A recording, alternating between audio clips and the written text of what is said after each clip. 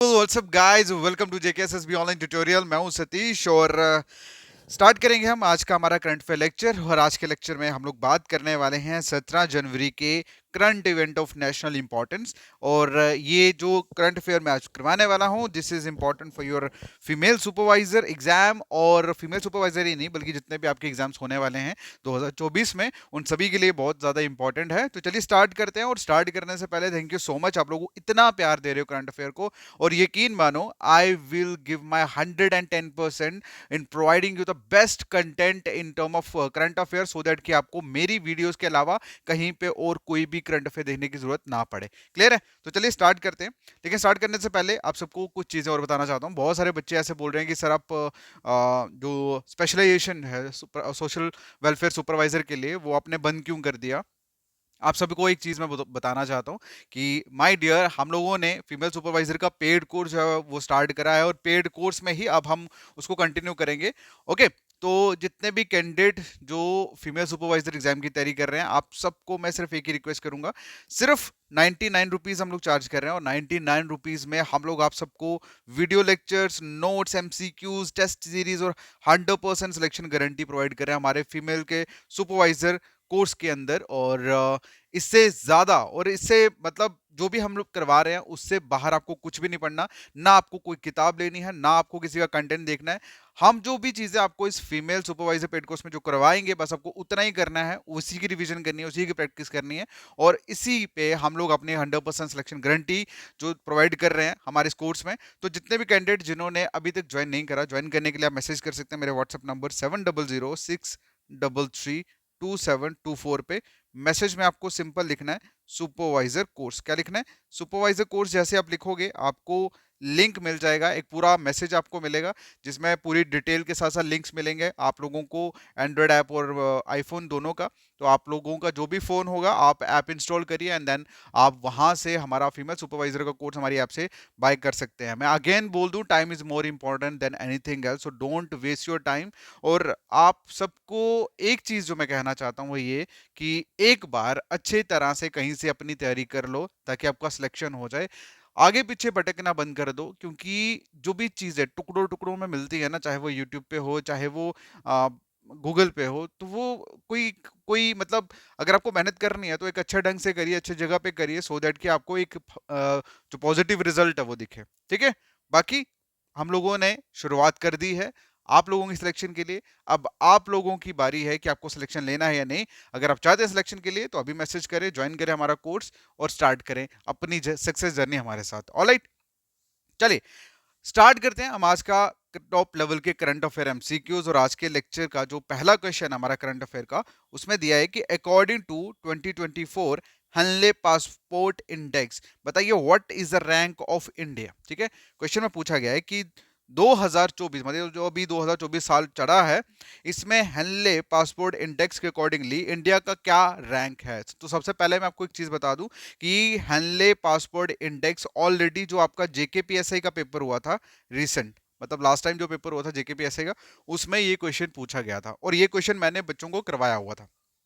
ठीक है, इंडेक्स में से एक क्वेश्चन पूछा जाता है, so that's why it's important. तो अगर हम बात करें आज के क्वेश्चन की और बात करें कि इंडिया का रैंक क्या है, तो दैट इज 80th। ठीक है, 80 मतलब 80th रैंक पे हमारा इंडिया का हेनले पासपोर्ट इंडेक्स में इंडिया का जो रैंक है that is 80th rank. Okay, और अच्छा एक चीज मैं आपको बताता हूँ कि ये बेसिकली जो रैंक होता है हेनले पासवर्ड इंडेक्स में, ये बेसिकली शो करवाता है कि आपका पासवर्ड जो है वो कितना ज्यादा पावरफुल है। मतलब जो जो जो कंट्रीज टॉप लेवल पे होती हैं, ठीक है, मतलब जिनका रैंक बहुत अच्छा होता है, वो मैक्सिमम जो कंट्रीज है मतलब विदाउट वीजा वो वहां पे घूम सकते हैं। समझ रहे हो मैं क्या बोल रहा हूँ? तो इसी तरह से अब अगर हम बात करें, इंडिया का जो रैंक है वो 80th रैंक है आउट ऑफ 199 कंट्रीज से। ठीक है, टोटल 199 कंट्रीज में इंडिया का जो रैंक है वो 80th रैंक है। और इंडिया में अगर हम बात करें 2023 की अगर हम बात करें लास्ट ईयर की, तो इंडिया का 83 रैंक था। अब थोड़ा इंप्रूव हुआ, अब 80 पे आ गया। और वहीं पे अगर हम बात करें तो इंडिया, मतलब हम लोग जो मतलब जिनके पास इंडियन पासपोर्ट है, जैसे हम लोग इंडियन हो गए, इंडियन लोगों के पास जो पासपोर्ट है, इंडियन पासपोर्ट के बेसिस पे आप लोग 62 कंट्रीज, मतलब 62 इंटरनेशनल डेस्टिनेशन पे बिना वीजा के आप जा सकते हो। जैसे फॉर एग्जांपल थाईलैंड हो गया, इंडोनेशिया हो गया, मॉरिशस हो गया, श्रीलंका, मालदीव, जैसे 62 डेस्टिनेशन है, यहाँ पर आप लोग बिना वीजा के जा सकते हो। ठीक है, तो इंडिया का रैंक पता लग गया, 80th रैंक है इन दी 2024 हैनले पासवर्ड इंडेक्स। अब हम बात करते हैं उन मोस्ट पावरफुल कंट्रीज का जिनका हेनले इंडेक्स पासवर्ड में सबसे टॉप लेवल का रैंक है। तो जो मोस्ट पावरफुल पासवर्ड्स की अगर हम बात करें वर्ल्ड की 2024 में, तो उसमें आता है सबसे पहले जापानीज, फिर सिंगापुरियन, फिर फ्रेंच, फिर उसके बाद जर्मन, इटालियन एंड स्पेनिश। ठीक है, और इस पर्टिकुलर जो मैंने मोस्ट पावरफुल आप लोगों को पासवर्ड्स बताए हैं, इन कंट्रीज के लोगों को, मतलब ये 194 डेस्टिनेशंस, मतलब 194 कंट्रीज में बिना पासपोर्ट के जा सकते हैं, ओ सॉरी बिना वीजा के जा सकते हैं। समझ आई? मोस्ट इंपॉर्टेंट क्वेश्चन है, याद रखना है इसको। अगला जो क्वेश्चन है पूछा गया है कि बताइए which two cities have received the cleanest Ganga city award in the clean survey 2023, मतलब 2023 में बताइए कि कौन सी दो सिटीज को क्लीनेस्ट गंगा सिटी का अवार्ड दिया गया है क्लीन सर्वे 2023 के अकॉर्डिंगली। तो इसका जो आंसर है that is Banarasi and Prayagraj. क्या आंसर है? बनारसी एंड प्रयागराज, जो दो सिटी हैं उत्तर प्रदेश की जो सिलेक्ट हुई हैं क्लीनेस्ट गंगा सिटी के तौर पे। क्लियर है? ठीक है, अच्छा हम बात करते हैं ये जो क्लीनेस्ट सर्वे जो है, मतलब स्वच्छ सुरक्षा अभियान वगैरह जो है, ये कौन कंडक्ट करता है? It is conducted by the union ministry of housing and urban affair. किनके द्वारा होता है? Ministry of housing and urban affair द्वारा। ओके, और किसके अंडर होता है? अंडर स्वच्छ भारत मिशन। मतलब आप सभी को पता है स्वच्छ भारत मिशन जो है स्टार्ट हुआ था कब से? 2016 से। तो तब से लेकर मतलब ये डिपार्टमेंट बना है, और ministry of housing and urban जो है इस पर्टिकुलर स्वच्छ भारत मिशन के अंदर ये जो मतलब सर्वे है, ठीक है, स्वच्छ सुरक्षान जो सर्वे है ये कंडक्ट करवाता है। और आप लोगों को बता दूं कि ये स्वच्छ भारत मिशन जो है ये वर्ल्ड का लार्जेस्ट सर्वे है किसके ऊपर? On urban sanitation and hygiene के ऊपर। क्लियर है?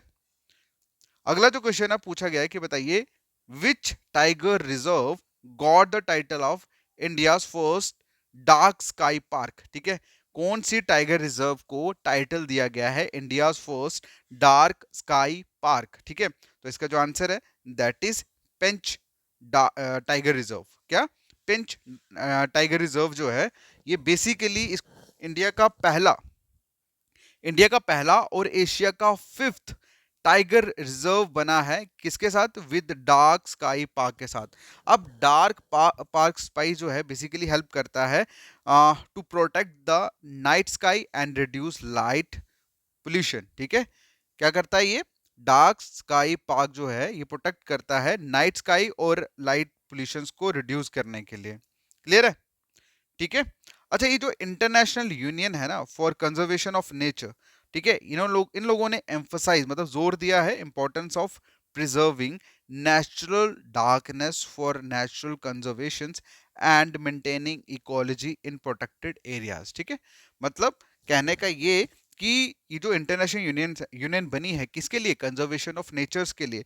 इन लोगों ने नेचुरल डार्कनेस को प्रिजर्व करने के लिए उसकी इंपॉर्टेंस को इन्होंने एम्फसाइज करा है इस वर्क को, और इसीलिए मतलब इकोलॉजी मतलब जो भी इकोलॉजी है प्रोटेक्टेड एरियाज में उसको भी मेंटेन करने के लिए। तो इन शॉर्ट आपको इतना ज्यादा पढ़ने की जरूरत नहीं है because we are not preparing for the UPSC. So what you have to learn and what you have to keep in your mind that is just कि इंडिया का पहला डार्क स्काई पार्क जो है that is Pench dark spy और sorry Pench tiger reserve, और India का जो पहला है टाइगर रिजर्व, और दूसरा मतलब एशिया की अगर हम बात करें तो एशिया के 5th नंबर पे आता है। क्लियर? अगला जो क्वेश्चन है पूछा गया है कि बताइए which two countries scientist join India 43rd Antarctic expedition. Expedition होता है ड्राइव। ठीक है, अब इंडिया की जो भी ड्राइव है 43rd अंटार्कटिक एक्सपीडिशन जो है उसमें किन दो कंट्रीज के साइंटिस्ट जो है वो ज्वाइन कर रहे हैं? ठीक है, 2 कंट्रीज के साइंटिस्ट ने ज्वाइन करा है। तो इसका जो आंसर है that is Mauritius and Bangladesh. क्या? Mauritius and Bangladesh. ओके, तो आपको सिर्फ इतना ही जानना है। ओके, इसके बीच में आपको घुसने की जरूरत नहीं है कि वो क्या कर रहे हैं, क्यों कर रहे हैं, क्यों गया है, ठीक, क्योंकि हमें वाई और एनालिसिस के ऊपर नहीं घुसना। जेकेएसएसबी में सिंपल एक क्वेश्चन आता है और उस क्वेश्चन को आप लोगों ने याद करना, दैट्स ऑल। ठीक है, उस क्वेश्चन का आंसर आपको पता होना चाहिए। ओके, इतनी सारी हमें कहानी याद करने की इसमें जरूरत नहीं है। ओके, सो और नेक्स्ट क्वेश्चन इज, बताइए who inaugurated India's longest bridge over the sea. मतलब कि इंडिया का लॉन्गेस्ट जो ब्रिज है, जो समुद्र के ऊपर बना है, सी के ऊपर बना है, बताइए वो किन्होंने इनॉग्रेट करा, किन्होंने इनॉग्रेट करा। ठीक है, तो इसका जो आंसर है दैट इज नरेंद्र मोदी। क्या आंसर है? नरेंद्र मोदी। तो नरेंद्र मोदी ने इनॉग्रेट करा है इंडिया का लॉन्गेस्ट ब्रिज जो बना है मुंबई में समुद्र के ऊपर। और ये जो ब्रिज है ये कनेक्ट करेगा मुंबई को नवी मुंबई के साथ। ओके, और इसका नाम दिया गया है अटल सेतु। ठीक है, अटल सेतु जो नाम है अटल जी के नाम पे इन्होंने रखा है। सेतु का मतलब होता है ब्रिज, और अटल अटल जो है वो हमारे फॉर्मर जो प्राइम मिनिस्टर थे अटल बिहारी वाजपेयी, उनके नाम पे रखा गया है। क्लियर है? ओके, तो देखो मैं आपको एक चीज बताता हूँ। हम मैं जो आप लोगों को थोड़ा सा डिटेल में जाके चीजों को बताता हूँ, जो चीज इंपॉर्टेंट है आपको जाननी चाहिए, बस वही बताता हूँ। ठीक है, आपको जो चीज इंपॉर्टेंट नहीं है एज पर योर एग्जाम, मैं उसको छेड़ता नहीं हूँ। मैंने सबकी डिस्क्रिप्शंस लिखी हुई हैं, but I will just share that with you people which is important for your exam point of view, otherwise I will left that. Okay, I will leave that. Next question is कि बताइए which bank recently launch समान रुपया credit card. ठीक है, कौन से bank ने समान रुपया क्रेडिट कार्ड जो है वो लॉन्च करा है। तो इसका जो आंसर है दैट इज इंडसइंड बैंक जो है, इंडसइंड बैंक जो है इन्होंने लॉन्च करा है बेसिकली ये समान रुपया credit card. Okay, with UPI facilities, और किसके साथ पार्टनरशिप करके? With national payment corporation of India, मतलब एनपीसीआई के साथ कॉपरेट करके। ठीक है, क्लियर है? और ये कार्ड जो है ये लॉन्च किया गया है किसके लिए? पब्लिक सेक्टर जो एम्प्लॉयज है ना, उनके लिए। अगला जो क्वेश्चन है पूछा गया है कि बताइए न्यू जनरेशन आकाश मिसाइल जो है वो सक्सेसफुली टेस्टेड की गई है। अब क्वेश्चन में पूछा गया है कि किस तरह की किस टाइप की ये मिसाइल है, which type of missile is it. Clear है? मतलब ये जो न्यू मिसाइल है जिसका नाम आकाश मिसाइल जो है रखा गया है, इसे सक्सेसफुली टेस्ट किया गया है अभी रिसेंटली।